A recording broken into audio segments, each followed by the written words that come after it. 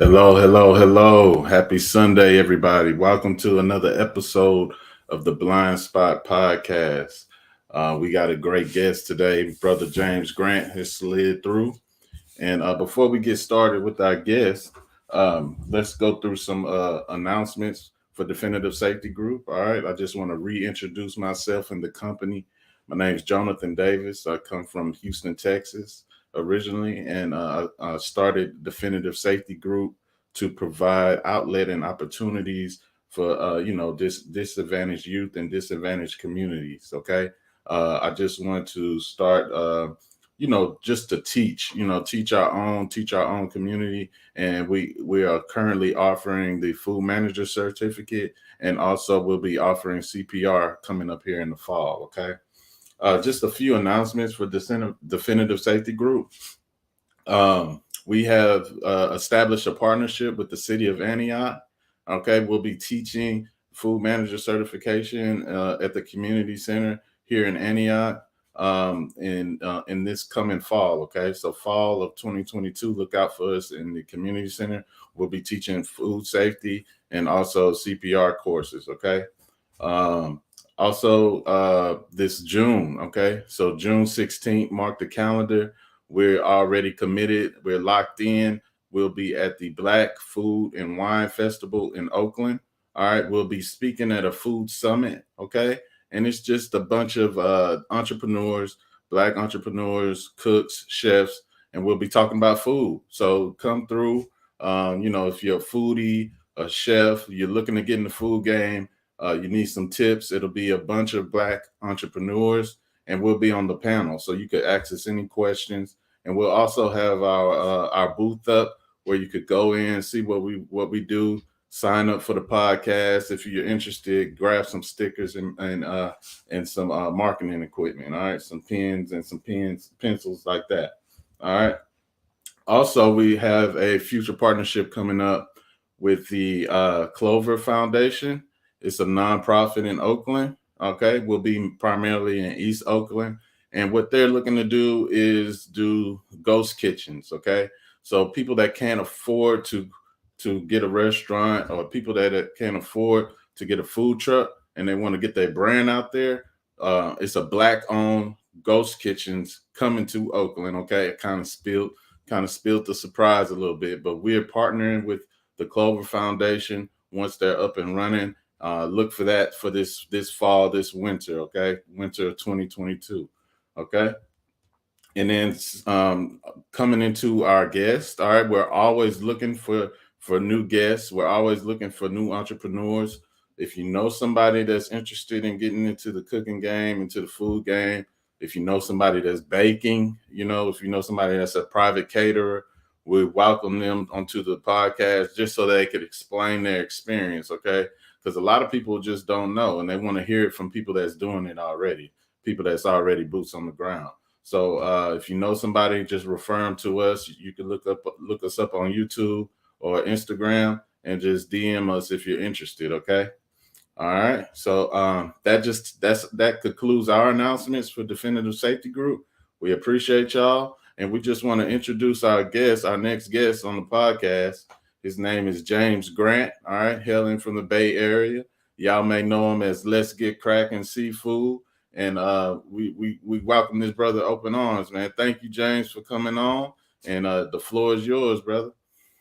How you doing, King, man? It's an honor to be on this podcast. I'm very thankful that you guys, included me to be on this podcast to speak on entrepreneurship and, the journey and, different tactics and strategies to help other entrepreneurs win.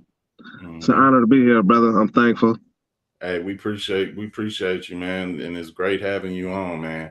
So, just to roll right into it, tell the people a little bit about James, a little bit about Let's Get Krackin, and what led you to become a food creator, a food entrepreneur. Man, it's been a tough journey, and it's been an exciting journey. Mm-hmm. So what led me to start a food business was I went vegan. I went vegan for about 12 years, and I lost a lot of weight. And so I figured I'd go back to eating seafood. So I turned into a pescatarian. And when I did that, I just tried cooking seafood many different ways, and I stumbled across this recipe with my batter, just experimenting in the kitchen, you know, and I just started deep frying crab, deep frying the lobster, just trying different things, and it turned out to be a hit. And so one day I was at a family gathering, and I just surprised the family. So I brought some seafood over, and I deep fried everything. And the look on everybody's face, they like, man, they just kept saying, if you sell this, this thing go viral. You know what I'm saying? so Yeah. so it took about 3 years. Then when I crossed over and I said, let me apply my hustle to a legit world, and I tried it. I ended up losing a lot of money, so I took about 10,000 that I had left, and I said, let me buy some deep fryers, and let me buy some equipment, and let me just try it. Let me set my pride aside, and let me just try something new. So my brother, Cloud 99, he owns a business called Cloud 99 and Crazy Kettles. He was already doing events, and then I hit him up one day. I said to my brother, I said, man, I'm ready to try. What you guys have been telling me. What would be a phenomenal business to start.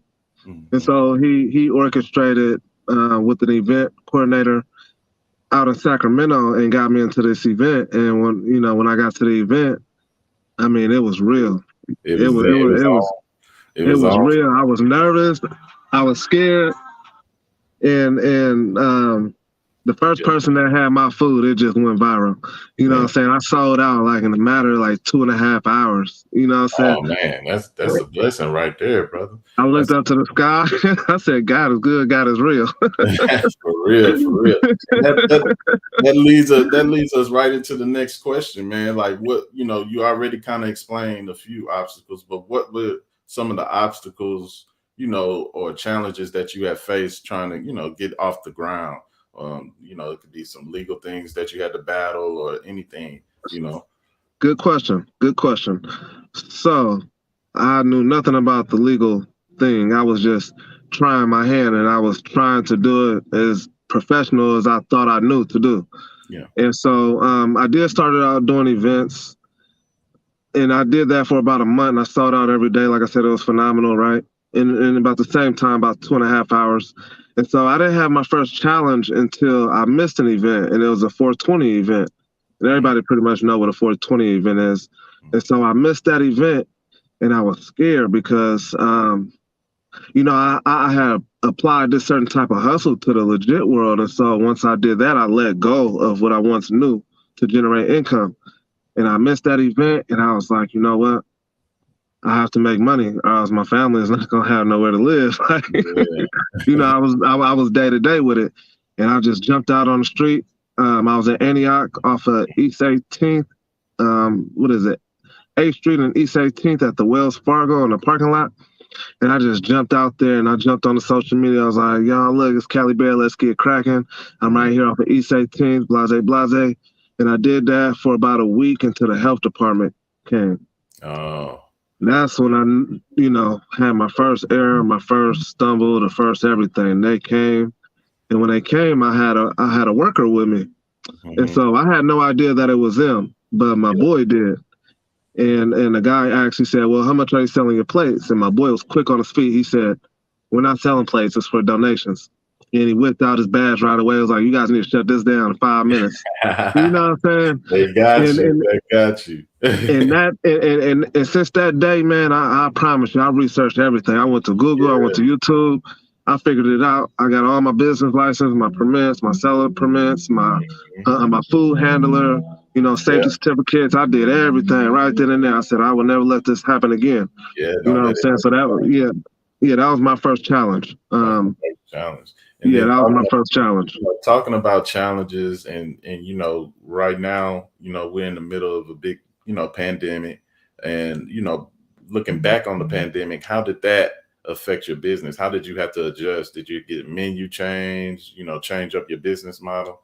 How did you have to adjust through the pandemic?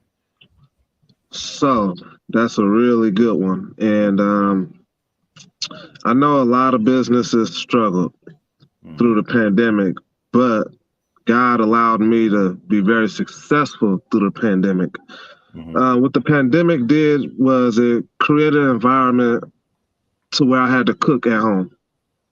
But I did live in a suburb, so it was, I was living out of a house, and so it was proper for people to stop by and grab their meals. But the business did not slow down; it actually went up. So I had no struggling moment during the pandemic, other than the fact that I couldn't cook outside anymore. I had to cook, from the house, but people trusted it. Especially being the fact that Bay Area Foods came and did a food review on me, and he did it inside the home. And he showed my home, like, look, man, this chef is really clean. He has a really clean kitchen. Like, this is no bull crap. Like, he's certified, and that's what upped the sales a lot. So great thanks to Bay Area Foods. I ended up making about $10,000 that first week when he gave me a shout out. So the pandemic, I survived through it. That's what's up, man. Shout out Darian, Bay Area Foods. He's a friend of the show as well. You know what I'm saying? He does a lot for entrepreneurs coming up in the food game. And then rolling into the next question, what are some of your favorite seafood dishes that you like to create or eat yourself? You know what I mean? Like, what do you like to create? Your favorite off your menu to create? That's another good question because everything is phenomenal. So it's like, okay, so if I'm going to spoil myself, I would go with maybe like a 14, 16 ounce lobster, which is really rare to get. Okay. I would cook like some deep fried Dungeness crab, or much better, I would go buy the king crab, the big legs, and I would cut the kind of meat out the shell, take it and deep fry it for me. Okay. That'd be like my ultimate favorite. Other than that, maybe like a sauteed, style with the garlic butter, and so on. Okay. Like to me, that's phenomenal. The classic style, right? The classic style. Yeah. Yes, sir. Yes, sir. Okay. And then, getting back to Let's Get Krackin, how do you think Let's Get Krackin, can open doors for the community, can help the rest of the community as it grows? That's another good question. So I guess I'm doing it naturally without even notice I'm doing it. So during my journey, I will drop a video showing what it took for me to get, to where I'm at. And I started out by explaining how, on my first month or whatnot, the health department came and shut me down. So I will explain to people that if you're starting at a low cost, at least have 3 buckets of water, maybe 4. You have one with fresh water. You have another bucket with hot water. You have another bucket with bleaching water, cleaning solutions, and so on, right? And you make sure you got a canopy with the net to cover all your food, you know what I'm saying? Okay. And then depending on what type of equipment that you're using, you need a fireproof canopy set up, you know what I'm saying? So like I try to, a lot of people don't know that. A lot of people don't know that because coming on the other end, because I work for Alameda County Health Department, so I just see a lot of people just out in Oakland just cooking. You know what I mean? It may be good. The food may be phenomenal, but they're not, taking the precautions they need to keep their customers safe. But that's good. Yes, sir. That's good that you know that on your own. One of my key things is always clean your station every 5 minutes. Just always continuously wipe things. Always continuously changing your gloves. Never cross-contaminate. Allow people to see you changing your gloves. Like as you're making their food, you should probably change your gloves maybe two to 3 times. You know what I'm saying? Exactly. As you're making their food from the like for me, from my wet process to the dry process to the bagging up their food. I always want them to see that I'm clean. All the time. That's good. It may take longer, but at least, they'll know that they're getting a quality product. You know what I mean? You don't want nobody getting sick, right? You get sick, that's a bad review. You're dealing with the health department. That's a lawsuit. Yeah, anything. You just can't afford that, Yeah, you don't want that to happen to your business, man. And then, what are some future plans for, Let's Get Cracking, LGK? What are some few, without giving us all the juice, you know what I'm saying? Okay. What's some future plans where you see yourself in like 5 years? Realistically, in 5 years. Mhm. Realistically. So I do have my first food truck. Me and Okay. my business partner bought that last year in May. Uh, We're just waiting on our certificate. So the imagination I always had was 10 food trucks, 10 different cities, no overhead costs, and now we'll be able to, take things to the next level. We mhm. could partner up with, how many other individuals who may not want to start a business, who maybe just want to jump in and invest. And we can franchise and just be all over the place where the cities where we know we're popping. Mhm. That's my goal, to have like consistent workers. The restaurant business is very hard to have consistent workers. Yeah. Even like your best workers, they don't last longer than 6 months in the food industry. So it's really tough. It's really challenging to Mhm. have somebody, get in the kitchen with you and be able to follow through, Yeah. because people are paying top dollar. So, I guess my ideal plan before getting to 10 food trucks would be establish some good workers who would love to be in the environment to cook, Yeah. satisfy the good people. Yeah, and then your employees, man. I tell people all the time, starting a business, invest in yourself and your employees, because that's what's gonna make the business run, man. And then lastly, what would you tell somebody, of course, that's interested in getting into the food industry to do first? What would you tell somebody a good advice to give them, to That do is first off the that bat? is such a beautiful question, because that's the most important question. Hmm. And so, not to say like I'm watching other entrepreneurs and I'm in their pocket or any of that, but I started out spending so much money on seafood, right? Hmm. But I'm watching other entrepreneurs and they're using more cost efficient items, right? And they're making a lot more profit.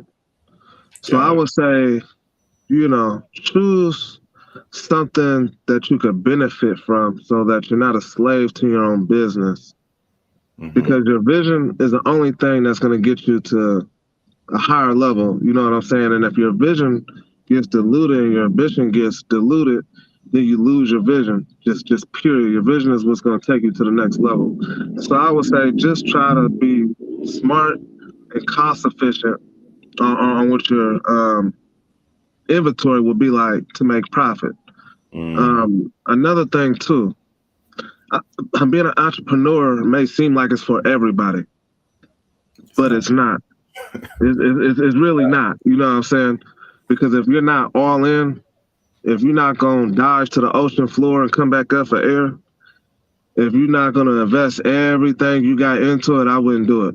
You know Yeah. what I'm saying? It's really not built for everybody, Hmm. because, you got to understand what you're letting go to be an entrepreneur. You're letting go your 401k. You're letting go your dental, just like a lot of those benefits that you have to pay for being an entrepreneur. And that costs a lot of money. You know what I'm saying? So like the lifestyle that you create being an entrepreneur, there's no turning back. Yeah, once you go, that's it, man. So once you go, you go. And I would say, when times get hard, put the head down, grind it out. Even when you don't know what the next day may come, just know there's another opportunity that next day. So when you get lost, just keep working, keep grinding, keep striving, put your head down, grind it out. Don't complain, just follow through. You know what I'm saying? Yeah. That it's Yeah. difficult, but you have to just keep going. Yeah, man. I hear that, man. That's some good advice, brother. And we appreciate you, bro, coming onto the platform. Just let everybody know how people could get in touch with you if they want to order something, let them know your contact. Okay, so up and foremost, you can find me on Google. If you Hmm. type in "Let's Get Cracking," but Let's with a Z, so it's Letz, and then Krackin with a K. I try to be unique and a little different. You can find me on Google. If you go to my Instagram, same thing. Let's Get Cracking with a Z. You can order food through Plate Pick if you click on the link in my bio, and DoorDash will deliver it to you no matter what city, no matter what state I'm in, 10 miles within the radius of where I'm located. Okay. You know, I'm just a social media guy. I'm through the Bay Area, from the Bay Area to Vegas. I do pop-up shops, shows, but definitely Google, and if you have social media, Instagram. Got it, man. And look, man, we appreciate you coming on this Sunday, taking your time out to chat with us. And you know, we're gonna have to do it again, man. I'm definitely gonna catch you and get me a lobster basket for sure. Man. That's right. I appreciate you, King. You know, it's an honor to be here. I'm very thankful for you having me on your show, man. It's an honor. Always, man. Appreciate you, bro. And take care of yourself, man. We always here for you. That's right. Appreciate you, King. All right. All right.